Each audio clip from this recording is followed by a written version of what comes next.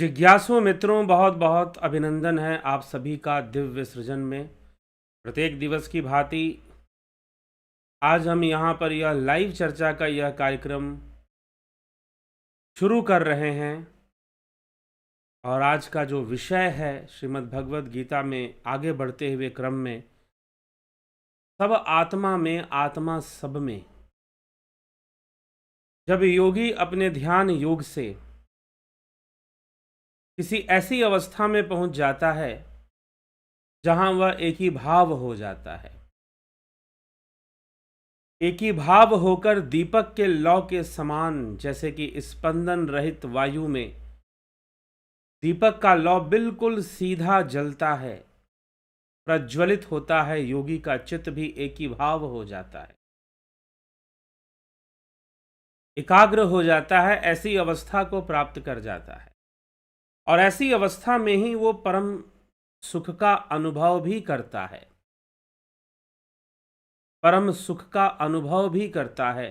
तो योगी ऐसा अनुभव परम सुख का कब कर पाता है? जब वह ऐसे एक ही भाव अवस्था को प्राप्त हो।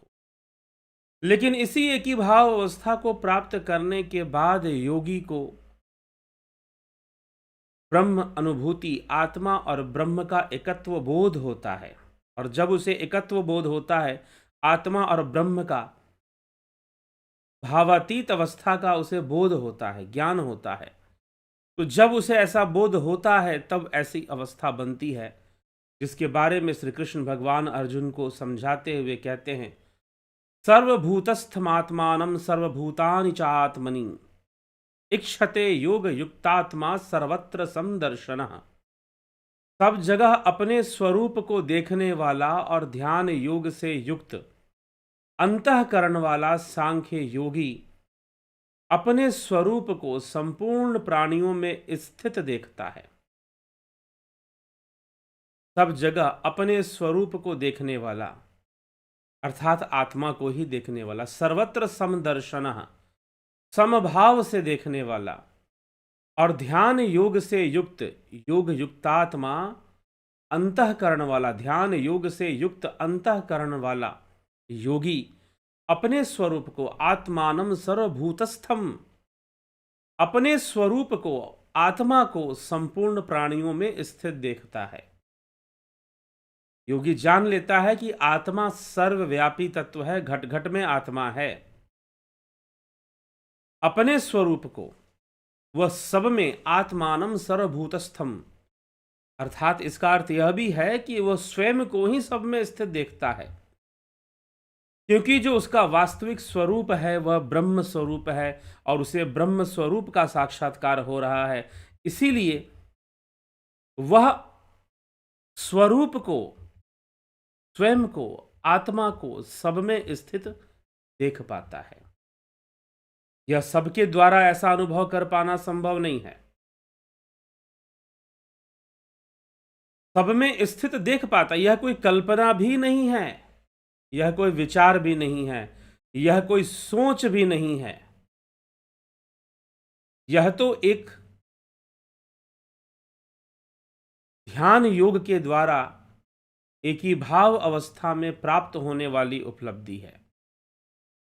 जब योगी एक ही भाव हो जाता है तो स्वतः ही वह ऐसे अनुभव से गुजरता है कि वह सब में आत्मा को देखता है, सब में ही आत्मा को वह देखता है। ठीक है, तो हमें यह इस तथ्य को समझाया गया है कि आत्मानं सर्वभूतस्थम, संपूर्ण प्राणियों में स्थित देखता है, संपूर्ण प्राणियों को अपने स्वरूप में भी देखता है और संपूर्ण प्राणियों को अपने स्वरूप में भी देखता है।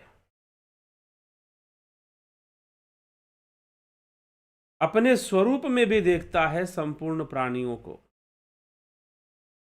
यो माम पश्यति सर्वत्र सर्वं च मयि पश्यति तस्याहं न प्रणश्यामि स च मे न प्रणश्यति।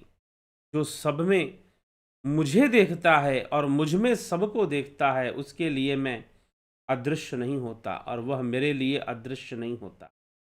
अब प्रश्न ये उठता है कि पहले आप थोड़ा विचार कीजिए कि 29वें श्लोक में श्री कृष्ण भगवान यह कहते हैं कि योगी सब जगह अपने ही स्वरूप को समदर्शन देखने वाला और ध्यान युक्त से युक्त अंतःकरण वाला योगी आत्मा को सब प्राणियों में आत्मानम सर्वभूतस्थम और सभी भूत प्राणियों को अपने ही स्वरूप में देखता है। आत्मानी सर्वभूतानी आत्मनि इक्षते, इक्षते इक्षते शब्द का अर्थ देखने से है। इक्षते सर्वभूतानी आत्मनि, इक्षते सर्वभूतानी आत्मनि कि वह अपने भीतर ही सबको देखता है। लेकिन अगले ही श्लोक में श्री कृष्ण कहते हैं कि जो सब में मुझे देखता है और मुझ में सबको देखता है उसके लिए अदृश्य नहीं होता और वह मेरे लिए अदृश्य नहीं होता। पहले श्लोक में कहा गया कि वह अपनी आत्मा को सब में देखता है और सबको आत्मा में देखता है।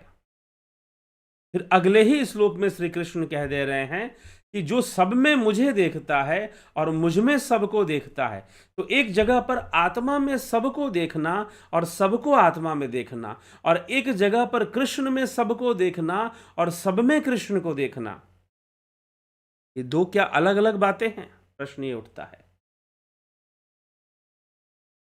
इसीलिए श्री कृष्ण भगवान आगे चलकर 10वें अध्याय में हम आगे बढ़ेंगे तो वहां पर वो आगे बोलेंगे, आगे कहेंगे कि अहम आत्मा गुडाकेश सर्वभूताश स्थिता। अर्जुन, मैं ही तो वो आत्मा हूं, मैं ही तो वो आत्मा हूं, और तू मुझे इन नेत्रों से देख नहीं सकता, क्योंकि इन नेत्रों से तो तू स्थूल शरीर को ही देखेगा। तो इसका अर्थ क्या हुआ कि जब आपको आत्मज्ञान हो गया, जब आपको आत्मा का ज्ञान हो गया, जब आप ऐसी एकी भाव अवस्था को प्राप्त कर गए जहां आपने उस आत्मा को देख लिया, जहां आपने उस आत्मा का साक्षात्कार कर लिया, एकी भाव हो गए आप। अब यहां पर एक और बात आएगा, कुछ ज्योति दर्शन हो जाना मात्र आत्मा का दर्शन है। जहां पर ब्रह्म और आत्मा का एकत्व बोध हो, जहां एक ही भाव अवस्था बन जाए। महर्षि पतंजलि जब धारणा, ध्यान, समाधि की चर्चा, अंतरंग साधनाओं की चर्चा करते हैं तो वहां पर ध्यान के लिए वो कहते हैं कि यह एक ही भाव अवस्था है। जब ऐसी एक ही भाव अवस्था बन जाए जहां पर आत्मा ही ब्रह्म रूप में सामने पता चल जाए कि यह आत्मा ही सब कुछ है, उसी में पूर्ण स्थिरता बन जाए, एकाग्रता बन जाए, एक ही भाव अवस्था बन जाए, फिर क्या होगा? फिर सब कुछ उस आत्मा में दिखेगा और सब में फिर आत्मा। और फिर अगले श्लोक में श्री कृष्ण कहते हैं कि जो सब कुछ मुझ में देखता है और मुझको सब में देखता है, मैं उसके लिए कभी अदृश्य नहीं होता। अब यहां पर ये दो बातें आ गई कि आत्मा में सबको देखना और सबको आत्मा में देखना, और फिर सबको कृष्ण में देखना और कृष्ण को सब में देखना। अब ये समस्या कैसे सुलझेगा? श्री कृष्ण को ये कहने की आवश्यकता क्या, ये बताने की आवश्यकता क्या? क्यों? इसलिए क्योंकि श्री कृष्ण अपने शरीर के लिए नहीं कह रहे हैं। अगर वो सारी बातों को अपने शरीर या अपने जो द्वापर युग में जो उन्होंने रूप धारण किया, अगर सब कुछ उसके लिए कह रहे हैं तो फिर यह कहने की आवश्यकता अर्जुन से नहीं पड़ती कि अर्जुन तू मुझे इन नेत्रों से नहीं देख सकता। ना तो माम शक्य से द्रष्टु मनने व स्वचक्षुषा। अर्जुन तू मुझे इन नेत्रों से नहीं दे सकता। दिव्यम ददामि ते चक्षु पश्यमय योगमैश्वरम। मैं तुझे वह दिव्य चक्षु प्रदान करता हूं जिससे तू मुझे अपने भीतर देखेगा, अपने घट में देखेगा, अंतर जगत में जानेगा, अंतःकरण में जानेगा। जो सूरदास जी कहते हैं कि मन मंदिर में ज्योत जला दो, घट घट वासी रे। मन मंदिर में ज्योत जला दो, घट घट वासी रे। मंदिर मंदिर मूरत तेरी, फिर भी न देखी सूरत तेरी। तो इस तरह से सूरदास जी की वाणी आती है, वो तो घट में प्रकट हो जाए, घट में हम उसे जान जाएं। भक्तिमयी मीराबाई कहती हैं, सतगुरु मिले आसन से छूटा, घट हो या प्रकाशी, मोह और माया दोनों नासे गावे मीरा दासी। ठीक, घट में जुड़ गई, अंतर जगत में जाना सीख गई। संत मीराबाई, भक्तिमयी मीराबाई महारानी मीराबाई जब वो ऐसे संत रविदास के शरण में गई और उन्होंने कैसे अंतर जगत में उतरना है यह सिखा दिया, समझा दिया। घट में ही जुड़ना सीख गए, घट में ही प्रवेश करना सीख गए, घट में ही, अंतःकरण में ही अंतर की यात्रा शुरू हो गई। ठीक। तो जो अंतर की यात्रा शुरू हो गई, अंतर की जो यात्रा शुरू हो गई, वही यात्रा तो करनी है, वही यात्रा तो जरूरी है।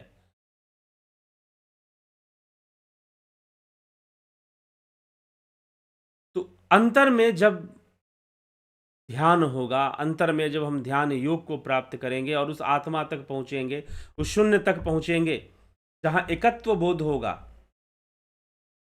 आदि गुरु शंकराचार्य एकत्व बोध की बात करते हैं। तो जब ऐसा होगा और घट में ही दर्शन भी होगा, उस ज्योति रूप का दर्शन, घट में नाद का अनुभव घट में ही होगा, घट में ही सुनाई देगा, अनुभव होगा। तो फिर जब ऐसा होगा तो निश्चय ही हम एक अद्भुत अनुभव और परमात्मा अनुभूति को हम प्राप्त कर लेंगे। तो जब ऐसा मार्ग मिलेगा, जब ऐसा होगा, तो समझिए कृष्ण प्रकट होंगे आत्मा में। आत्मा ही कृष्ण है, क्योंकि कृष्ण, इसीलिए भगवान कृष्ण आगे चलकर कह देते हैं कि अहम आत्मा गुडाकेश सर्वभूताश स्थित, कि अर्जुन तू मुझे इन आंखों से तो नहीं देख सकता, मैं तो सभी भूत प्राणियों में स्थित आत्मा मैं ही हूं।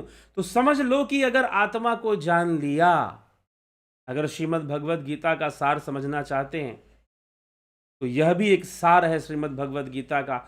यदि आपने आत्मा को जान लिया तो समझो कि कृष्ण को जान लिया।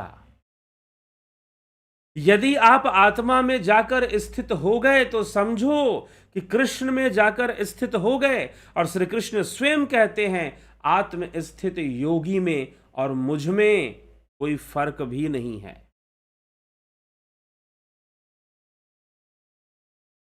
कोई फर्क भी नहीं है, कोई अंतर भी नहीं है। एक आत्मस्थित योगी, एक स्थित प्रज्ञ योगी, एक ही भाव में स्थित योगी। तो कृष्ण यह भी आगे कह देते हैं। इसीलिए यहां पर श्री कृष्ण कहते हैं कि इसमें कोई भेद मत करना, कि आत्मा में सब कुछ देखना और सबको, आत्मा में सब कुछ देखना और सब में आत्मा को देखना, वही बात है कि सब में कृष्ण को देखना और कृष्ण में सबको देखना। उनके लिए वह कृष्ण कभी अदृश्य नहीं होते। तो श्री कृष्ण भगवान इस रहस्य को इस तरह से प्रकट करते हैं। सर्वभूत स्थितम यो माम भजत्येकत्व एकत्वम स्थितः। बात वही आ गई, एकत्वम, एकत्व बोध होना। सर्वभूत स्थितम यो माम भजति, भजति एकत्वम स्थितः, भजति एकत्वम स्थितः सर्वथा वर्तमानो अपि स योगी मयि वर्तते। एकत्व का अनुभव करने वाला, एकत्व बोध करने वाला, एक ही भाव में रहने वाला, एक ही भाव में स्थित हुआ जो योगी संपूर्ण प्राणियों में स्थित मेरा भजन करता है। भजति, भजति एकत्वम स्थितः, एक ही भाव होकर जो मेरा भजन करता है। भजति का, अब भजन करने का मतलब क्या है, कृष्ण का भजन करने का मतलब क्या है, या उस आत्मा का भजन करने का मतलब क्या है। भजन करने का अर्थ ही है जुड़ना।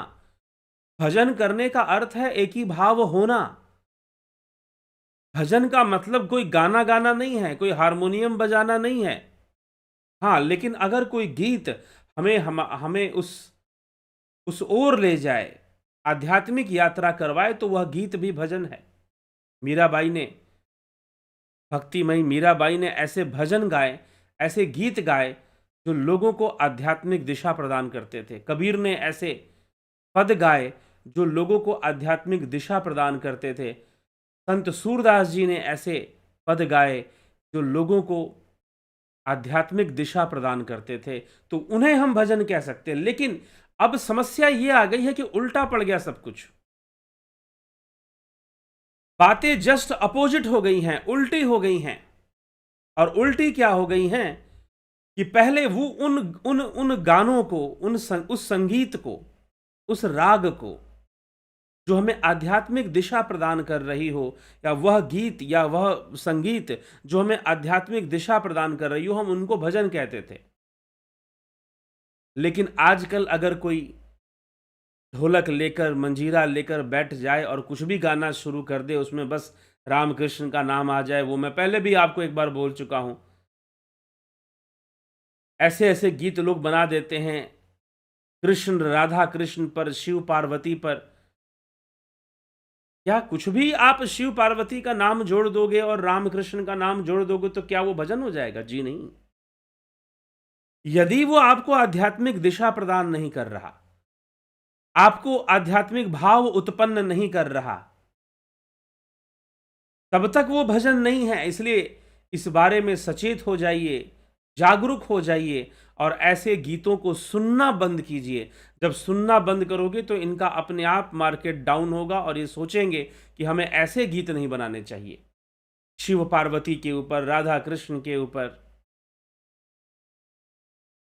ठीक। भक्तिमयी मीराबाई, कई लोग मीराबाई के बारे में बड़े अजीब अजीब से कमेंट करते हैं। आज किसी व्हाट्सएप ग्रुप में एक कमेंट आया कि मैं कृष्ण राधा को चाहते थे, मीरा कृष्ण को चाहती थी, लेकिन मिल रुक्मणी गई। पता नहीं, यहां तर्क लगा दो तो देखने में बड़ा सुंदर लगता है, लेकिन मीराबाई कलयुग में हुई, कृष्ण द्वापर में हुए। मीराबाई का जन्म आज से 500 वर्ष पहले हुआ और मीराबाई की वानियों में तो कहीं पर भी इस तरह की बातें नहीं है। बस एक ही वाणी है, मेरे तो गिरधर गोपाल दूसरों ना कोई। लेकिन कभी आप मीराबाई को पढ़िए, कभी सुनिए, मीराबाई कैसी कैसी वानियां लिखती हैं। कभी समाधि की बातें करती हैं, कभी योग का रहस्य खोलती हैं अपनी वानियों में। अगर आप संत मीराबाई, भक्तिमयी मीराबाई की वानियों को पढ़ेंगे तो योग रहस्य, वेदांत रहस्य को उन्होंने खोला है। लेकिन बस व्हाट्सएप का नॉलेज जो चल रहा है, फेसबुक का नॉलेज जो चल रहा है, उसको आपको बड़ा बढ़िया लगता है, चलो अरे वाह कितनी अच्छी बात है, फॉरवर्ड कर देते हैं। लेकिन कितना मूर्खतापूर्ण बात है, कितनी मूर्खतापूर्ण बात हो सकती है, यह हम नहीं सोचते हैं। ठीक। मीराबाई तो यह भी कहती है कि पायो जी मैंने राम रतन धन पायो, वस्तु अमोलक देई मेरे सतगुरु, कृपा कर अपनायो। एक एक शब्द जरा सोचो, सूरदास की वानियों के एक एक शब्द को पकड़ो कि वो किस दिशा में ले जा रहे हैं। हमने तो सुना कृष्ण भक्त थे और हम भी कृष्ण भक्ति में हरे कृष्णा हरे रामा कर रहे हैं, लेकिन सूरदास बोल क्या रहे हैं कि मुझे बाहर का तो कोई दर्शन नहीं चाहिए, भीतर वाला दर्शन। उद्धव कर्मण की गति न्यारी, मूर्ख राजा राज करता है, पंडित फिरत भिखारी। ये सूरदास जी की वाणी है। वो अपनी वाणी के माध्यम से कौन सी दिशा देने की सोच रहे हैं। लोग गाते हैं, बजाते हैं, विचार नहीं करते हैं। तो भक्तिमयी मीराबाई की वानियों को अगर आप पढ़ेंगे, सुनेंगे, तो उसमें पूरा ऐसा लगेगा जैसे उपनिषदों का रहस्य प्रकट किया जा रहा है। पतंजलि योग सूत्र का रहस्य वो सरल भाषा में लिख रही है। कभी नामदेव को सुनो, संत नामदेव की वानियों को सुनो, आपको लगेगा जैसे कि योग रहस्य को वो प्रकट कर रहे हैं संगीत के माध्यम से। तो इसीलिए कभी भी जब भी आप ऐसी चीजों को बहुत ही गंभीरता से विचार कर, सोच समझ कर हमें चलना चाहिए और समझना चाहिए कि शास्त्र सम्मत तथ्य क्या है, इतिहास क्या है। मीराबाई तो यह भी कहती हैं कि वो राम मिलन कद होसी रे मारा जूना जोशी, राम मिलन कद होसी। आओ जोशी जी मारे बैठो अंगणीए, बात सुनाओ थारी पोथी, राम मिलन कद होसी। मीराबाई तो यह भी कहती हैं कि मेरा राम से मिलना कब होगा। राम से मिलने, कई वानियों में मीराबाई को आपको मिलेगा कि वो राम से मिलने के लिए तड़प रही हैं। तो मीराबाई के लिए राम और कृष्ण में अंतर नहीं है, शिव और राम में अंतर नहीं है। गोस्वामी तुलसीदास जी, पता नहीं लोग रामचरितमानस को लेकर कैसी कैसी बातें करते हैं और किस तरह की बातें करते हैं, लेकिन जो उसका मूल तत्व है रामचरितमानस की जो फिलॉसफी है, जो दर्शन है, जो गोस्वामी तुलसीदास जी कितनी स्पष्टता से कहते हैं कि संसार में कोई भी ऐसा नहीं है जिसके अंदर दुर्गुण ना हो, और जिसके अंदर दोष ना हो, और जिसके अंदर गुण ना हो। अवगुण और गुण से सब सने हुए हैं, कोई भी ऐसा नहीं है। बड़े से बड़ा संत भी होगा तो थोड़ा सा तो अवगुण उसके अंदर होगा, और बड़े से बड़ा पापी भी होगा तो थोड़ा सा गुण भी उसके अंदर होगा, और कभी ना कभी वह भी पुण्य कर्म करेगा।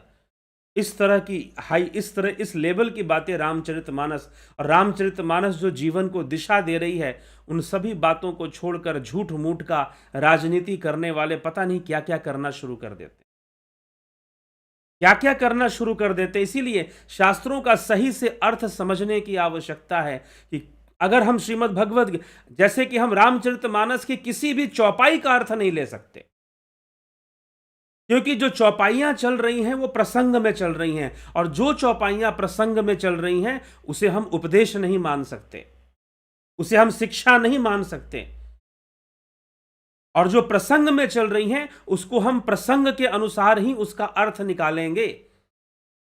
इसीलिए मैं एक बात हमेशा ध्यान रखना, आप यदि आप सनातन धर्म के अनुयायी बनना चाहते हो तो व्यक्ति को जल्दी फॉलो मत करना, चाहे वो व्यक्ति मैं हूं, चाहे वो व्यक्ति कोई मठाधीश, प्रसिद्ध मठाधीश क्यों ना हो।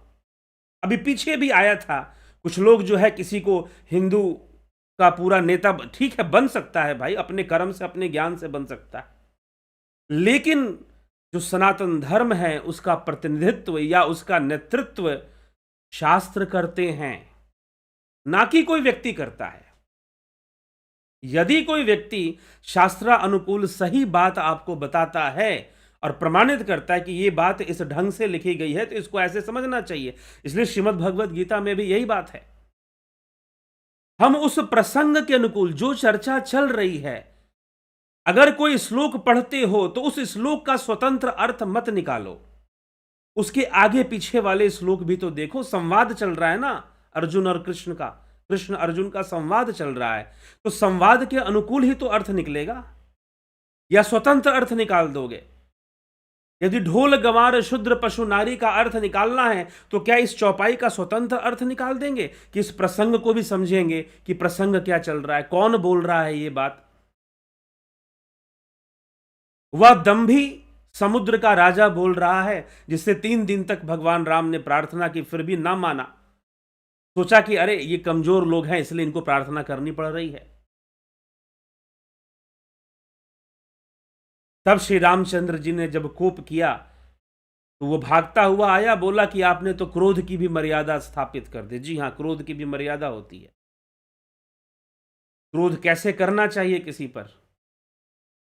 तो फिर वो बोलता है, उसका प्रसंग है, उसकी विचारधारा है, और जो ऐसे लोग हैं जो अहंकारी हैं, दंभी हैं, नीच हैं, कपटी हैं, उनकी यह विचारधारा है, ढोल गंवार शूद्र पशु नारी सकल ताड़ना के अधिकारी। ना तो ये राम जी की विचारधारा है और ना ही ये तुलसीदास की विचारधारा है। जब कथाकार कथा लिखेगा तो बनाएगा ही भाई, कोई डायरेक्टर फिल्म बनाएगा तो विलेन को तो भाई वैसे ही दिखाएगा जैसे विलेन होता है। जो चाटुकार होते हैं, चाटुकार को चाटुकार की तरह दिखाएगा। तो जब प्रसंग चल रहा है तो उसका अर्थ हम प्रसंग से लेंगे। वैसे यहां पर श्रीमद् भगवद गीता में भी अगर श्री कृष्ण कह रहे हैं जो सबको मुझ में देखता है और मुझ में सबको देखता है, तो इस बात को समझने के लिए आपको इसके पहले वाला श्लोक का अर्थ भी समझना पड़ेगा, और इसके बाद में आगे जाकर कृष्ण क्या कह रहे हैं उसको भी जानना पड़ेगा। तब जाकर कॉन्सेप्ट क्लियर होगा कि बात क्या कही जा रही है। और फिर आगे भी 11वें 10वें 11वें स्कंद में, क्षमा करें, अध्याय में भी, स्कंद तो भागवत महापुराण में होते हैं, अध्याय में भी भगवान कृष्ण कहते अहम आत्मा गुडाकेश, अर्जुन मैं ही आत्मा हूं, सभी भूतों में स्थित आत्मा मैं ही हूं। कृष्ण एक बार इस बात को प्रमाणित कर रहे हो, कई बार प्रमाणित करके कहते हैं इसका तात्पर्य कि तुमने आत्मा को जान लिया तो समझो कृष्ण को जान लिया, कृष्ण के तत्व को जान लिया। यह समझना जरूरी है। नहीं तो भ्रम पैदा होता रहेगा और भ्रम के नाम पर बहुत सारी गलत चीजें भी होती रहेंगी। इसलिए सनातन धर्म का जो नेतृत्व है वह किसके हाथ में है? वह शास्त्रों के हाथ में है, ना कि हाँ कोई व्यक्ति उस शास्त्र को लेकर चल सकता है। अगर आपको लगता है कि कोई व्यक्ति शास्त्र अनुकूल बातें कर रहा है, हमें सही बात समझा रहा है, सही ढंग से बता रहा है, तो आप उसका साथ दे सकते हैं। और लगता है कि नहीं अपना ही नेतागिरी खड़े करने में लगा है, तो बात अलग है फिर। तो इसीलिए अचानक से है हमारे पास शास्त्र, जो बातें लिखी गई हैं उनको सही से हमें देखना, समझना और उसका अर्थ करना जरूरी है। नहीं तो कुछ अनर्थ हो जाएगा, कुछ और बात समझ में आ जाएगी। इसलिए आप चाहे भक्तिमयी मीराबाई को पढ़ें या संतों को पढ़ें, तो जब हम उनको जानते हैं, जब हम उनको थोड़ा सा उनके ऊपर थोड़ा बहुत भी अध्ययन कर रहे हैं, मैं ये नहीं कहता कि मीराबाई की सारी वाणी को पढ़ लीजिए, थोड़ा बहुत भी आप अध्ययन करेंगे तो आपको पता चलेगा कि मीराबाई ने योग रहस्य को कैसे प्रकट किया है।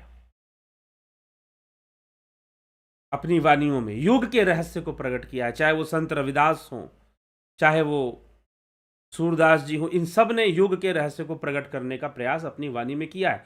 तो योग ही सर्वोपरि है। और यहां पर भगवान श्री कृष्ण, अब योग भी सर्वोपरि है तो कुछ लोग सोचेंगे अरे इसका मतलब भक्ति से कुछ नहीं होगा। अब मैं कितनी बार इस चैनल पर बोल चुका हूं, योग और भक्ति में कोई भेद नहीं है। यहां पर भी भगवान कृष्ण कोई भेद नहीं कर रहे हैं। लेकिन श्रीमद् भगवद गीता में जो शब्द प्रयोग हुआ है उसमें योग शब्द का ही प्रयोग अधिक हुआ है। साथ में भजन और भक्ति शब्द का भी प्रयोग हुआ है, जैसे यहां पर भी हो रहा है, इस श्लोक में भी हो रहा है भजन और भक्ति शब्द का प्रयोग। एक सर्वभूत स्थितम यो माम भजति एकत्वम स्थितः सर्वथा वर्तमानो अपि स योगी मयि वर्तते। अब योगी भजन करता है, भाई योगी तो योग करेगा ना, भजन क्यों करेगा? लेकिन अगर आप इस श्लोक को सही से अगर आप देखें और पढ़ें तो इसमें भजन शब्द का भी प्रयोग हो रहा है और योगी शब्द का भी प्रयोग हो रहा है। तो श्री कृष्ण क्या कहते हैं? सर्वभूत स्थितम यो माम भजति एकत्वम स्थितः सर्वथा वर्तमानो अपि स योगी मयि वर्तते। योगी मयि वर्तते। अब योगी भजन भी कर रहा है। अब योगी को तो योग करना चाहिए। भजन करने वाले तो भक्ति कहलाती है। भजन जो करेगा उसे भक्ति कहेंगे। भजन जो होगा वहां तो भक्ति हो जाएगी ना, वहां योग थोड़ी ना हो जाएगा। और योग तो अलग मार्ग है, भक्ति तो अलग मार्ग है। यही तो समझाया गया है आपको, यही तो बताया गया है आपको। लेकिन श्री कृष्ण अलग समझकर नहीं बोल रहे हैं। एक योगी के लिए वो लिख रहे हैं कि योगी भजन करता है। अब भजन करने का मतलब क्या है भाई? भजन करने के लिए तो अब नाल चाहिए, ढोलक चाहिए, हारमोनियम चाहिए, तब तो भजन होगा। जी नहीं, ध्यान में बैठ जाओ, बस ध्यान में उतरना सीख लो। इस जगत से उस जगत में उतरना कैसे है, बाहर से अंदर जाना कैसे है, यह विद्या सीख लो, यह टेक्निक सीख लो। और इसी टेक्निक का नाम है ध्यान योग का कोर्स जो होता है, यही ध्यान योग है। भजन करने का तरीका सीख लो, जान लो कैसे भजन होना है, कैसे अंदर में जाना है। और जब भजन होना शुरू हो जाएगा, वही भजन है, वह ध्यान ही भजन है। उसी को भगवान कृष्ण भजन कह रहे हैं, ना कि किसी गाने बजाने के कार्य को भजन कह रहे हैं। सर्वभूत स्थितम यो माम भजति एकत्वम स्थितः सर्वथा वर्तमानो अपि स योगी मयि वर्तते। मुझ में एक ही भाव से स्थित हुआ जो योगी संपूर्ण प्राणियों में स्थित मेरा भजन करता है, वह सब कुछ बर्ताव अर्थात संपूर्ण प्राणियों में स्थित उस आत्मा का, अब मेरा, भगवान ने कहा यहां मेरा, क्योंकि वो स्वयं को आत्मा रूप बता रहे हैं। स्वयं को शरीर से अलग, इंद्रियों से अलग आत्म स्वरूप बता रहे हैं कि वह मेरा ही भजन कर रहा है। आत्मा रूप का भजन करता हुआ, सब कुछ बर्ताव करता हुआ मुझ में बर्ताव कर रहा है, अर्थात वह नित्य निरंतर मुझ में स्थित है, अर्थात आत्मा में स्थित है। अर्थात वह आत्मा तत्व में स्थित है, कृष्ण में स्थित है, मतलब तत्व में स्थित है। अब आगे जो चर्चा चलेगी अब इस अध्याय से, छठे अध्याय से एक टर्निंग पॉइंट आता है। आगे जो श्री कृष्ण चर्चा करेंगे, जहां पर भी मैं शब्द का प्रयोग करेंगे, वास्तव में वो अपने शरीर के लिए नहीं कर रहे हैं, वह ब्रह्म के लिए कर रहे हैं, आत्मा के लिए कर रहे हैं। और आत्मा और ब्रह्म में अंतर नहीं है। यह उपनिषद मत भी है और यह श्रीमद् भगवत गीता का भी मत है। श्रीमद् भगवत गीता में हम पहले ही इस बात पर चर्चा कर चुके हैं कि श्री कृष्ण कहते हैं आत्मा और ब्रह्म में कोई अंतर नहीं है। आगे भी ऐसे श्लोक आएंगे कि जहां पर साफ साफ शब्दों में श्रीमद् भगवत गीता में कहा गया है कि आत्मा और ब्रह्म में कोई अंतर नहीं है। अयम आत्मा ब्रह्म। तो आत्मा में स्थित होना, आत्मा को सब में देखना और सबको आत्मा में देखना, और कृष्ण को सब में देखना और सब में कृष्ण को देखना एक ही बात है।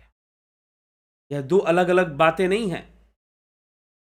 और इन श्लोकों में, अभी जो हम श्लोक देख रहे हैं 29वें से 32वें श्लोक तक, फिर तो अर्जुन का प्रश्न आ जाएगा। अर्जुन कुछ प्रश्न करेगा, भगवान उसका उत्तर देंगे। इस श्लोक में यह बात साफ साफ प्रमाणित हो रही है। मात्र आप 29वें और 30वें श्लोक को पढ़ लीजिए, दो ही श्लोक पढ़ लीजिए श्रीमद् भगवद गीता में, एक साथ पढ़िए, अलग अलग करके मत पढ़िए, एक ही साथ पढ़िए। 29 नंबर श्लोक, 6 चैप्टर नंबर 6, और आप 30 नंबर श्लोक पढ़ लीजिए। 29वें श्लोक में श्री कृष्ण भगवान कहते हैं, फिर से मैं रिपीट कर रहा हूं क्योंकि इसको लेकर बहुत संशय है और इसी को लेकर गीता के नाम पर बहुत तरह की बातें होती हैं। सर्वभूतस्थमात्मानं सर्वभूतानि च आत्मनि इक्षते योग युक्तात्मा सर्वत्र समदर्शन। सब जगह आत्मा को देखने वाला, ध्यान योग से युक्त अंतःकरण वाला, वह अपने स्वरूप को संपूर्ण प्राणियों में स्थित देखता है और संपूर्ण प्राणियों में आत्मा को ही देखता है। सब में सबको आत्मा में देखता है और आत्मा में सबको देखता है। यह बात कहने के बाद श्री कृष्ण कहते हैं, यो माम पश्यति सर्वतः सर्वं च मयि पश्यति तस्याहं न प्रणश्यामि सच में न प्रणश्यति। सच में न प्रणश्यति, जो सब में मुझको देखता है और मुझ में सबको देखता है, उसके लिए मैं कभी अदृश्य नहीं होता और वह मेरे लिए कभी अदृश्य नहीं होता।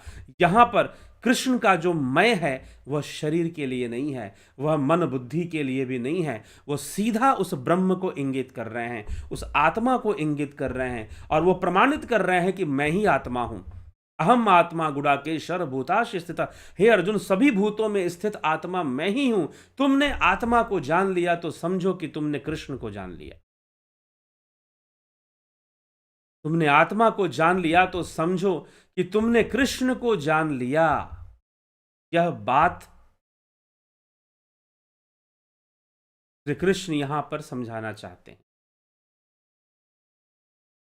एक ही भाव से स्थित हुआ जो योगी संपूर्ण प्राणियों में स्थित मुझ आत्मा का ही भजन करता है, वह सब कुछ बर्ताव करता हुआ भी मुझ में बर्ताव कर रहा है, अर्थात वह नित्य निरंतर मुझ में ही स्थित है। जो आत्मा में स्थित है वो कृष्ण में ही स्थित है।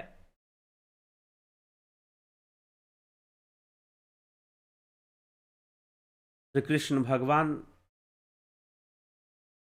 यही बात समझाते हैं और फिर 32वें श्लोक में कहते हैं, आत्म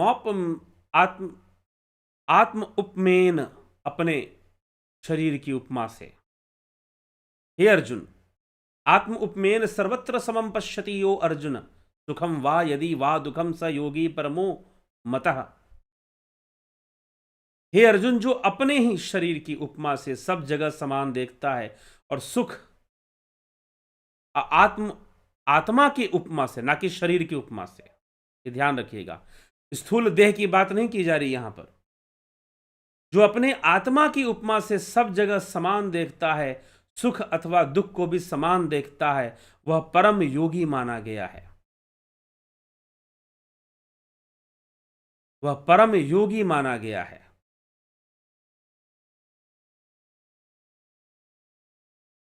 क्योंकि वह सब में आत्मा को अब देख सकता है। साधारण मनुष्य जैसे शरीर को ही मानकर चलता है, लेकिन योगी नहीं चलता। योगी ऐसा मानकर नहीं चलता। तो जो योगी उस आत्मा को जान लेता है, वो सब में आत्मा को देखता है और आत्मा में सबको देखता है, और जो ऐसा देख पाता है, जो ऐसा समझ पाता है, वह परम योगी कहलाता है। जो ऐसी एकीभाव अवस्था को प्राप्त कर पाता है, जहां वो सब में मुझको और मुझ में सबको देख लेता है, जान लेता है, अनुभव कर लेता है, वह एकत्व बोध कर लेता है, वह ब्रह्मज्ञानी हो जाता है, वही ब्रह्मज्ञानी हो जाता है। ठीक, इस तरह से भगवान कृष्ण इस अवस्था की बात करते हैं और स्वयं को भी आत्मा तत्व से जोड़कर कि मैं ही आत्मा हूं, कुछ ऐसा प्रमाणित करते हुए वो अपने तथ्यों को आगे बढ़ाते हैं। तो हमें भी इस तरह से विचार करना ही चाहिए। इसलिए श्रीमद् भगवद गीता आत्मज्ञान, इसमें ब्रह्म विद्या है, इसमें योग शास्त्र है। इसलिए श्रीमद् भगवद गीता को ब्रह्म विद्या भी कहा गया है, श्रीमद् भगवद गीता को योग शास्त्र भी कहा गया है। श्रीमद् भगवद गीता में योग और भक्ति में अंतर नहीं माना गया है। जो आजकल लोग प्रश्न करते हैं कि आप तो सिर्फ योग मार्ग बताते हैं, भक्ति मार्ग नहीं बता रहे हैं। अरे भैया, भक्ति योग में कोई फर्क ही नहीं है। एक बार थोड़ा ढंग से श्रीमद् भगवद गीता पढ़ो, औपचारिकता में मत पढ़ो कि हमको गीता का पाठ करना है, थोड़ा सा कर लेते हैं। ठीक, मात्र औपचारिकता में मत पढ़ो।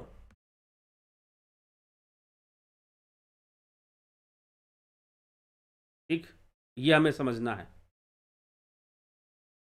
तो ये हमें औपचारिकता में नहीं, चिंतन मनन के साथ गीता जी का पाठ कीजिए, चिंतन मनन के साथ गीता जी का पाठ कीजिए, बातें समझ में आएंगी, नहीं तो नहीं। चलिए ठीक है, भविष्य में हम कोशिश करेंगे गीता भाष्य आपके सामने लेकर आए। इसकी कोशिश चल रही है, प्रयास चल रहा है, कुछ ना कुछ अवश्य इस विषय में किया जाएगा। आगे चलते हैं, आपके कमेंट्स को देखें। और यह अवस्था या यह विषय समझ में आएगा तो प्रैक्टिकल जरूरी है, ध्यान योग का प्रैक्टिकल जरूरी है। तो 20 फरवरी 2023 से ध्यान योग का कोर्स शुरू होगा, प्राकृतिक चिकित्सा का भी कोर्स होगा। आप इसका लाभ उठा सकते हैं, ज्वाइन कर सकते हैं। तो 20 फरवरी 2023 से एक महीने का guided meditation, transcendental meditation, spiritual healing का जो कोर्स है वो आपको मिलेगा। आप इसे ज्वाइन कर सकते हैं। ज्वाइन करना है तो आप संपर्क करेंगे इस नंबर पर 9661802459। डिटेल्स आपको दिए जाएंगे। यदि आपने संपर्क किया है, डिटेल्स मांगा है और डिटेल्स आपको नहीं मिल रहे हैं या नहीं मिले हैं, तो आप दोबारा मैसेज कर लीजिए कि मुझे ध्यान योग का डिटेल चाहिए। क्योंकि कई बार लोग मांगते हैं, तो कई बार कुछ लोगों का कि वो नंबर्स तो ज़्यादातर सेव होते नहीं हैं, तो आप दोबारा एक बार मैसेज कर देंगे तो याद आ जाएगा कि हाँ भाई, इन्होंने डिटेल मांगा था। तो आप दोबारा, अगर नहीं मिला, 2 दिन के अंदर आपको डिटेल्स नहीं मिलते हैं, 1 से 2 दिन के अंदर, तो आप ज़रूर दोबारा मैसेज को रिपीट कीजिए। ठीक है, ये ध्यान रखिए, क्योंकि ऐसा हो गया है कभी कभी कि लोगों ने डिटेल मांगा और उन्हें नहीं मिला। और अगर यदि ना मिले तो आप दोबारा उसको रिपीट कर दीजिए, आपको डिटेल दे दिया जाएगा। ठीक है, तो ध्यान योग का यह ऑनलाइन कोर्स सशुल्क होता है। जी हाँ, ये उन्हीं लोगों के लिए है जो गंभीरता से यह ध्यान योग का कोर्स करना चाहते हैं, जो इस विषय में निश्चय ही गंभीर हैं और इसका लाभ उठाना चाहते हैं। तो इसलिए आप इसकी डिटेल्स ले लें, तभी आप इसको ज्वाइन कर पाएंगे। ज्वाइन कैसे करेंगे उसका पूरा प्रोसीजर आपको बता दिया जाएगा। तो इस तरह से ये ध्यान योग का कोर्स है और निश्चय ही भीतर जानने वाले के लिए है। अंतर, जो गंभीरता से ध्यान योग समझना चाहते हैं, अपनी आत्मा में स्थित होना चाहते हैं, प्रकृति के रहस्य को, जीवन के रहस्य को समझना चाहते हैं, उन्हीं के लिए ये कोर्स है। तो जगत नारायण जी, शिखर शर्मा जी, नवज्योति नाथ जी, राजू पाल जी, संतोष कुमार जी, अमन कक्कर जी, अजीत अपराजित जी, शंकर प्रसाद जी, पवन कुमार गुप्ता जी, बिमला शाह जी, जलाराम रायका, योगेश खैरनर जी, बहुत अभिनंदन है आप सभी का। विनोद केसु जी, योगेंद्र पंडित जी, सविता नायक जी, नथु सिंह जी, AK त्यागी जी, बहुत अभिनंदन। गोविंद प्रसाद नीमा जी, रतन सिंह जी, उषा श्रीवास्तव जी, श्वेता राय सिन्हा जी, अवनी प्रधान जी, मानवेंद्र सिंह जी, अभिनंदन है आपका। विष्णुचंद्र मौर्य जी, ललिता मोहन त्रिपाठी जी, अभिनंदन है। विंदेश्वरी मिश्रा जी,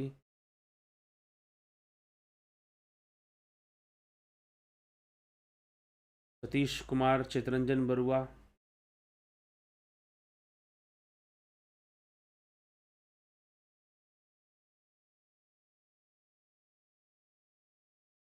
चितरंजन बरुआ जी प्रश्न कर रहे हैं, ओम तत्सत। वी नो पिता माता देवा, गुरु जी देवा, देवो भवो, बट वाई अतिथि इज कॉल्ड देव, प्लीज एक्सप्लेन। तो एंशियंट टाइम में, पहले के समय में जो अतिथि होते थे वो ज़्यादातर साधु संत योगी लोग हुआ करते थे, ऋषि मुनि, जो कि ध्यान साधना और लोगों को ज्ञान देने में लगे रहते थे और भिक्षा पर अपना जीवन व्यतीत करते थे। तो वो अतिथि हुआ करते थे और उनके पास बहुत बहुमूल्य वस्तुएं होती थी, उनके पास बहुमूल्य ज्ञान होता था। घूम घूम कर भी उन्हें सांसारिक ज्ञान भी बहुत होता था, और किसी को लूटना, किसी की चोरी करना, किसी को ठगने का कोई उनकी नीयत नहीं होती थी। और जब वो एक जगह से दूसरे जगह जाते थे तो बहुत सारा इंफॉर्मेशन टेक्नोलॉजी की तरह वो काम करते थे, जो अतिथि हुआ करते थे। बहुत सारा ज्ञान, बहुत सारी बातें उन लोगों को बताया करते थे दूसरे दूसरे। जो कि जो गृहस्थ आदमी था वो खेती बाड़ी करना या व्यापार करने वाला तो चलो घूमता था, लेकिन खेती बाड़ी करने वाला जो वैश्य है वो घूमता नहीं था, वह तो अपना वहीं एक ही जगह पर अपना जीवन यापन करता था। तो घूमने वाले जो अतिथि हैं, जो साधु संत ही ज़्यादातर अतिथि हुआ करते थे, तो इसीलिए वो कुछ ना कुछ अच्छा करते थे। जिसके घर में भी जाते, भोजन करते, बिना तिथि बताए ही वो पहुंच जाते थे।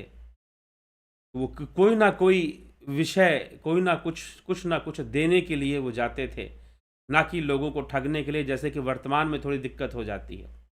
तो इसलिए उस अतिथि को भी देव कहा गया। अतिथि को भी देव कहा गया क्योंकि वह कुछ ना कुछ देते हैं। आज जो हम गेस्ट मानते हैं कि भाई घर में गेस्ट आ गए हैं, घर में रिलेटिव्स आ गए हैं, उनको अतिथि नहीं कहा जाता। अतिथि जो बिना तिथि बतलाए पहुंचे, ठीक। तो ऐसे साधु संत ऋषि मुनि भ्रमण करते थे और भिक्षाटन करते थे, तो उन्हें अतिथि माना जाता था और उनको देवता कहा गया है। तो प्रकृति में जो भी इस प्रकार के शक्तियां हैं, ऐसी चीजें हैं जो हमें अपने आप प्रकृति हमें देती है, बिना मांगे देती है, उन सब को हम देव रूप ही कहते हैं। तो वो सब देव हैं, इसलिए अतिथि भी देव है। अतिथि देवो भव, ठीक, ऐसे कहा गया, इस कारण से कहा गया है। तो हमें अपने विवेक से समझना है। ऐसा नहीं कि भाई कोई अतिथि आ गया तो हम उसे देवता बनाकर उसकी पूजा करनी। आज के टाइम में कोई गेस्ट हमारे घर में आ गया तो हम उसको देवता समझकर उसकी पूजा कर लेंगे, या नहीं। पहले ऐसे अतिथियों के लिए कहा गया है, ऋषि मुनियों के लिए कहा गया है। उस एक विशेष माहौल में हम इस बात को कह सकते हैं, विशेष परिवेश में। जैसे कि आज के परिवेश में हम एक बात बता रहा हूं मैं, कि लोग गाड़ी खरीदते हैं, 4 व्हीलर खरीदेंगे, कार खरीदेंगे या बाइक भी खरीदेंगे। अब वो मंदिर में ले जाएंगे, गाड़ी को पूजा करवाएंगे। अब गाड़ी का तिलक होगा, गाड़ी पर जो भी पुजारी या मंदिर के जो पुजारी जी होंगे वो पूजा करेंगे, उस पर गंगा जल छिड़केंगे, तिलक लगाएंगे, नारियल फोड़ेंगे गाड़ी के सामने। तो गाड़ी क्या देवता हो गया? देवता नहीं हो गया, लेकिन फिर भी हम उस गाड़ी को एक सम्मान दे रहे हैं, उसको हम उसका शुद्धिकरण कर रहे हैं, उसको हम सम्मान दे रहे हैं, क्योंकि वो हमें कुछ देता है, हमारे लिए एक साधन बनता है। हालांकि वह निःशुल्क नहीं दे रहा हमें, हम तो खरीदा है पैसों से, लेकिन फिर भी हम उसकी पूजा, इसलिए मशीनों की पूजा होती है हमारे यहाँ विश्वकर्मा पूजा में। विश्वकर्मा पूजा मनाई जाती है, और विश्वकर्मा पूजा में सितंबर के महीने में विश्वकर्मा पूजा आती है। तो विश्वकर्मा पूजा में लोग मशीनों की पूजा करते हैं, जो भी मशीनरी सिस्टम है उसकी हम पूजा करते हैं। क्यों करते हैं? उनको भी देवता माना, क्योंकि वो भी तो हमें बहुत सारी चीजें दे रही है। और इस तरह सोचने का जो ढंग है वह सिर्फ हमारे सनातन धर्म में है। सनातन धर्म में है कि आप, आपके सामने आपके आपके जितने भी गैजेट्स हैं, मशीनरीज है, लैपटॉप है, कंप्यूटर है, गाड़ी है, टू व्हीलर है, फोर व्हीलर है, आपको उसका सम्मान करना चाहिए। और सम्मान करने का मतलब पूजा नहीं, उसकी साफ सफाई, उसका रख रखाव पर आपको ध्यान देना चाहिए। ठीक है, तो हम उसकी भी पूजा करते हैं विश्वकर्मा पूजा में, उनको भी हम रेस्ट दे देते हैं, आराम दे देते हैं।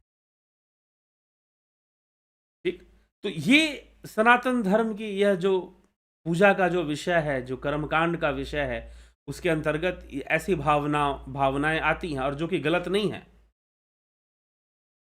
इसलिए हम पेड़ पौधों का पूजा करते हैं ताकि हम प्रकृति का सम्मान करें। समस्या कहां पर आती है? समस्या यहां पर आती है कि जो मेन थॉट है, जो बेसिक थॉट है, जो बेसिक फिलॉसफी है, वहां से हमारा ध्यान हट गया है। ठीक, जो बेसिक फिलॉसफी है, वहां से हमारा ध्यान क्या है, हट गया है, और हम कुछ और बात को समझने लगे हैं। तो ये समस्या है। तो इस समस्या से हमें बचना है, समझना है, मूल विचारधारा को समझना है, बेसिक थॉट को समझना है। जब हम इस बेसिक थॉट को जब हम समझ लेंगे, तो ऐसी दिक्कत फिर नहीं आएगी, कोई परेशानी फिर नहीं आएगी। ठीक है, तो मशीनों की भी तो पूजा होती है विश्वकर्मा पूजा में। तो उसके पीछे भावना क्या है, उसके पीछे इंटेंशन क्या है, क्यों ऐसा बनाया गया, वो समझने की आवश्यकता है। और वर्तमान में इन प्रेजेंट उसको वैसे ही लागू करने की आवश्यकता है। आज के समय में हम उस अतिथि को वैसे नहीं ले सकते कि जो भी गेस्ट हमारे पास आ गया वो अतिथि हो गया और देवता हो गया। जी नहीं, ऐसा नहीं समझ लेना है। तो विवेक से बातों को समझना है और आगे बढ़ना है। चलिए, कन्हई कुमार जी, राम निवास मीना जी, रूपलाल विश्वकर्मा जी, फनी वीडियोस, गंभीर शाह, रामविलास जी, अनिल सोनी जी, किशोर वैद्य जी, अर्जन भाई चौहान, आरजी जी, कुंवर जी, कमलेश खैरनर, दिनेश भाई डाभी, हीरालाल यादव, बलवंत सिंह गोहिल, अमित शर्मा। संस्कार चित्त का पाठ है। जी हाँ, बिल्कुल। भगवद गीता में श्री कृष्ण ने अपरा प्रकृति में पंच महाभूत, मन, बुद्धि और अहंकार का ही जिक्र किया है, परंतु चित्त और पंच प्राण का नहीं। ऐसा क्यों? अब जैसा अर्जुन का प्रश्न और जितनी आवश्यकता उतना ही। ठीक,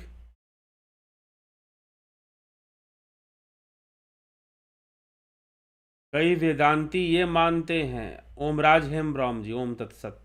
अमित शर्मा जी, वेदांती ये मानते हैं कि सूक्ष्म शरीर मृत्यु के पश्चात नहीं जाता, केवल कारण शरीर संस्कार और वृत्ति के साथ आगे बढ़ता है। क्या आप इस पे कोई श्लोक बता सकते हैं कि सूक्ष्म शरीर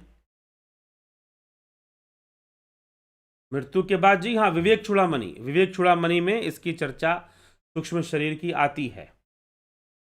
ठीक, तो कई वेदांती मानते हैं या कौन वेदांती मानते हैं, इसमें हम क्यों इस बात पर वो करें। सूक्ष्म शरीर जो है, विवेक चूड़ामणि पर जो सूक्ष्म शरीर की चर्चा है उसका अध्ययन कीजिए। सूक्ष्म शरीर जब आप देह त्यागते हैं तो उसका गमन होगा, क्योंकि कर्म कहां होगा? कारण शरीर में कर्म नहीं होता, यह ध्यान रखिएगा। सूक्ष्म शरीर में कर्म होता है। ठीक है, कारण शरीर में कर्म नहीं होता और सूक्ष्म शरीर में कर्म होता है। तो फिर सूक्ष्म शरीर नए शरीर को धारण कैसे करेगा? प्रश्न ये है। ठीक है, तो अब आप कहोगे कि नहीं, सूक्ष्म शरीर नहीं करता, कारण शरीर करता है। तो जब कारण शरीर में कर्म ही नहीं होता तो धारण कैसे करेगा? तो कर्म विहीन है, उसमें संस्कार है लेकिन कर्म विहीन है।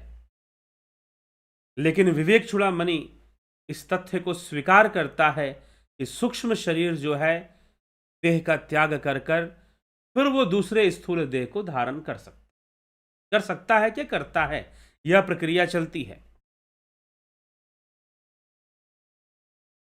हाँ, सूक्ष्म शरीर का जो आधार है वह कारण शरीर बनता है, हम ये कह सकते हैं।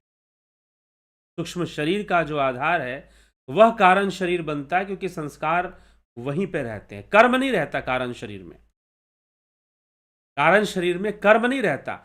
इसके लिए दो चीजों का, आप हमारे चैनल पे खैर इसका वीडियो है, पूरा वीडियो है, प्लेलिस्ट है, मांडुक्य कारिका, मांडुक्य उपनिषद और मांडुक्य उपनिषद की कारिका, जिस पर अद्वैत सिद्धांत की चर्चा होती है, उपनिषद में जो अद्वैत सिद्धांत लिया जाता है।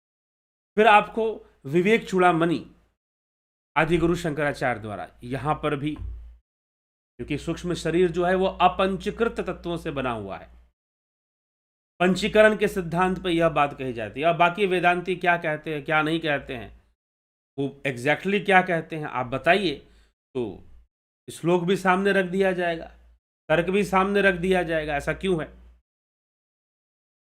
ठीक, क्योंकि कारण शरीर के द्वारा कर्म असंभव है। कारण शरीर में कर्म की को माना ही नहीं है कि उसमें कर्म उसका तत्व है नहीं, मात्र संस्कार है।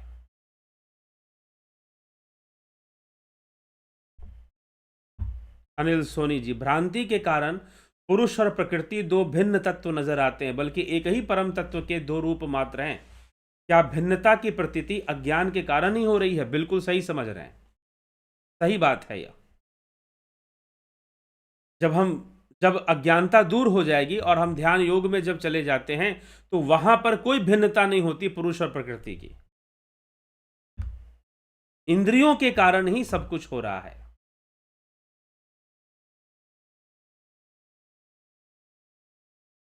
ठीक, सर जी मैं क्या सही हूं? पुरुष चेतना परा प्रकृति और प्रकृति जड़ नहीं, परा प्रकृति सम प्रकृति जो कि इंद्रियों के परे है, वह परा प्रकृति है। ठीक है, और जो प्रकृति है, जो जड़ प्रकृति जो है, जो इंद्रिय गम में है, जो इंद्रियों की सीमा में आ रही है, इंद्रियों के बंधन में आ रही है, उसे हम प्रकृति बोलेंगे। और जो इंद्रियों के परे है वह परा प्रकृति, उसको परा प्रकृति कहा गया है। और चेतना तो पुरुष है, पुरुष चैतन्य है। इसलिए सांख्य शास्त्र कहता है कि पुरुष चैतन्य है और प्रकृति जड़ है।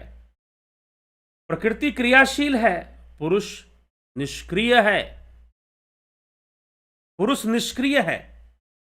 ठीक है, और प्रकृति क्रियाशील है। तो यह बात, समस्या क्या है कि बुद्धि के थोड़े से तर्क में यह बात स्पष्ट नहीं होगी। थोड़ा ध्यान योग की गहराई की यात्रा भी करनी पड़ेगी, तब जाकर चीजें स्पष्ट होती, नहीं तो बातें स्पष्ट नहीं होती। बस तर्क ही मन में चलता रहता है, शब्दों का गेम ऑफ वर्ड्स चलता रहेगा, कभी चीजें सामने नहीं आने वाली कि वास्तव में है क्या। हाँ, लेकिन जिनको वर्ड्स के गेम में ही मजा आ रहा है, बस उतनी वहीं तक अपने आप को सीमित रखना, उनकी बात अलग है। तो पुरुष चेतन और परा प्रकृति एक है, ऐसा नहीं है। हां, क्योंकि जब आप बुद्धि से विचार करते हो तो बुद्धि भेद को लेकर चलेगी, जहां भेद नहीं होगा वहां बुद्धि नहीं होगी, यह ध्यान रखिएगा। बुद्धि का प्रादुर्भाव हुआ ही है तीन गुणों की विषमता से, ऑडिटी ऑफ थ्री गुणास, उनके इम्बैलेंस होने से ही बुद्धि प्रकट हुआ है। तो बुद्धि हमेशा भेद लेकर चलेगी, बुद्धि क्या करेगी? हमेशा भेद लेकर चलेगी ही चलेगी। तो यह बात स्पष्ट नहीं होगी कभी भी। तो इसीलिए परा प्रकृति जो इंद्रियों से, परा विद्या और विद्या, विद्या मतलब एक परा प्रकृति है और एक प्रकृति है। तो परा प्रकृति जो हमारे इंद्रियों के अंतर्गत नहीं आ रहा है, हमारे इंद्रियों से परे जा रही है बातें, जो हम इसको अभी हमने फिलॉसफी कोर्स चलता है, उसमें कांट की फिलॉसफी में भी उसने एक ऐसी बातें की है, नोमिना और फिनोमिना। नोमिना जो हमारे सेंसेस में नहीं आ रहा है, फिनोमिना जो हमारे सेंस एक्सपीरियंस में आ रहा है। ठीक है महानुभाव, चलें आगे। ललित मोहन त्रिपाठी जी, मैंने प्रकट होने के लिए व्याकुलता से कंटिन्यू पुकारा था, तब मुझे वह ज्योति दर्शन हुआ था। गुरुजी मुझे विश्वास करें, किसी को बोलने से कोई भी व्यक्ति, मुझे विश्वास है जी, इसमें क्या विश्वास करवाने वाली कोई बात नहीं है। मुझे पूरा विश्वास है कि आपने ज्योति दर्शन किया है। इसमें नहीं करने वाली कोई बात नहीं है। और यहां पर लोग ध्यान योग कोर्स करते हैं, वो सभी ज्योति दर्शन करते हैं। आपने वैसे किया है, ये ध्यान योग के माध्यम से करते हैं। ठीक है, इसमें कोई विश्वास करने और करवाने वाली कोई बात नहीं है। क्या अहंकार चित्त में रहते हैं या अहंकार? अहंकार एक तत्व है। अहंकार को आप कोई संस्कार मत मान के चलिए। अहंकार सांख्य दर्शन में, यह सृष्टि की प्रक्रिया में बुद्धि के बाद दूसरा तत्व ही अहंकार है। इसीलिए मन बुद्धि चित्त अहंकार, अहंकार को एक अलग स्थान दिया जाता है। हाँ, सामूहिक रूप से हम चित्त कहते हैं, वो एक अलग अलग दृष्टिकोण से उसको लेकर कहा जाता है, क्योंकि सारे संस्कारों का इकट्ठा करने वाला वह चित्त ही है। तो मन बुद्धि अहंकार, इन तीनों को एक साथ चित्त कह दिया जाता है। लेकिन अहंकार चित्त में रहता है तो संस्कार भी तो चित्त में रहते हैं। अहंकार वह तत्व है जो चित्त को आधार प्रदान कर रहा होता है। जैसे कि मान के चलो कि कोई, एक एग्जाम्पल दे रहा हूं क्योंकि यहां पर तो तर्कों से ही बात चलेगी, जब तक ध्यान में जाओगे नहीं तब तक कहानी पूरी पूरी सामने आएगी नहीं कि क्या चीज है। तो जैसे कि कोई पिल्लर बनाया गया, कोई दीवार खड़ी की गई, अब ईंटें जोड़ी गई हैं। अब ईंटें जोड़ी गई हैं तो एक ईंट है और उसमें सीमेंट लगाकर, सीमेंट का मसाला लगाकर उसको जोड़ा गया है। तो ये जो सीमेंट का मसाला लग रहा है ना, यही अहंकार है। और ये जो ईंटें लगी हुई हैं ना, ये कर्म संस्कार है। और जब दोनों मिल गई तो हमने उसको चित्त कह दिया। उस दीवार को जो कि ईंटों से जुड़कर बनी है, उसे हमने चित्त कह दिया। लेकिन जो सीमेंट का जो मसाला उसमें लगा हुआ है, जो पकड़ के रखे हुए है, ईंटों को जो जोड़ के रखे हुए है, वही अहंकार है। अहंकार वो गांठ है जो जीव को जीव बनाकर रखता है, उसे ब्रह्म नहीं बनने देता। इसलिए अविद्या के कारण अस्मिता उत्पन्न होती है। पतंजलि योग सूत्र पंच क्लेशों की चर्चा पर, जहां पर महर्षि पतंजलि ने की है कि अविद्या, अस्मिता, राग, द्वेष और अभिनिवेश, ये पंच क्लेश बताए हैं। तो अविद्या के कारण ही अस्मिता उत्पन्न होती है। अस्मिता क्या है? अहंकार है। तो पकड़ के रखने वाली बहुत बड़ी ताकत है अहंकार। ठीक, तो उसको अहंकार कहा गया है। राम ने मर्यादा तोड़ी लेकिन रावण अपने मर्यादा में रहा। अच्छा जी, चलो जी, बहुत बड़ी मर्यादा में रहा उसने। ना जाने कितने स्त्रियों का हरण कर लिया और ना जाने कितने ऐसी चीजें उसने की जिसका वर्णन आता है। तो ये विचार मनमर्जी का है। ठीक है, चलते हैं।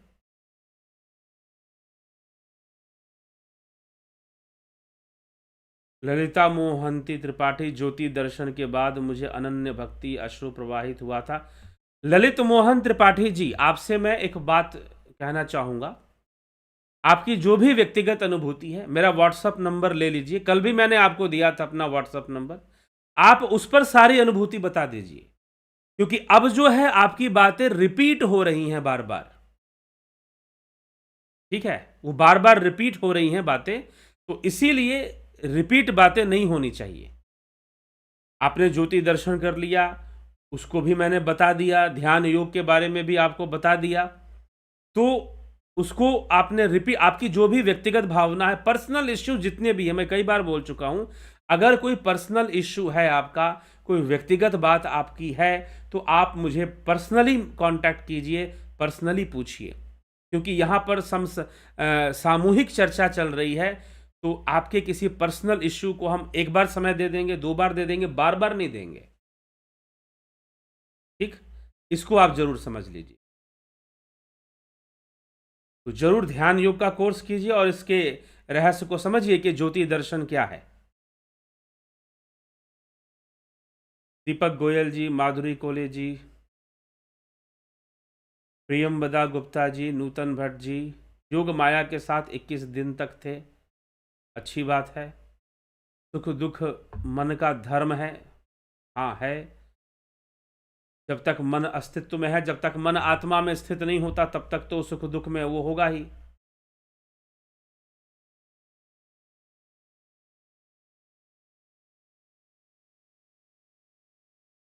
सुख और दुख मन का अनुभव है, न कि आत्मा का। ठीक है।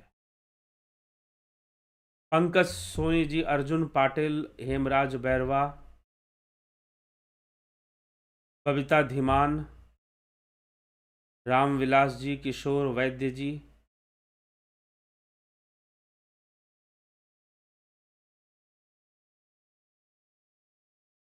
ठीक है। आपका गीता भाष्य कब तक आएगा? हो सके तो थोड़ा जल्दी करें, इससे बढ़िया भाष्य दूसरा नहीं हो सकता है। जी हाँ, लगे हुए हैं कोशिश में, कुछ ना कुछ जरूर हो पाएगा, बताया जाएगा। अमित शर्मा, सर जी क्या अहंकार कारण शरीर में रहते हैं? बिल्कुल, अहंकार भी है और आसक्ति भी है, राग और द्वेष भी है।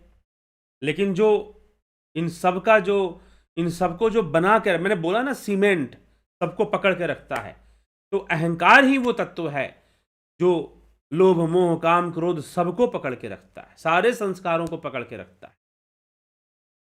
ठीक। तो अहंकार के कारण ही शरीर में हम रहते हैं, इसमें कोई शक नहीं है। अहंकार और मोह। प्रथमेश जी, बहुत बहुत अभिनंदन है आपका। तो चलिए इसी के साथ हम विराम देंगे और कल फिर मिलेंगे लाइव चर्चा में।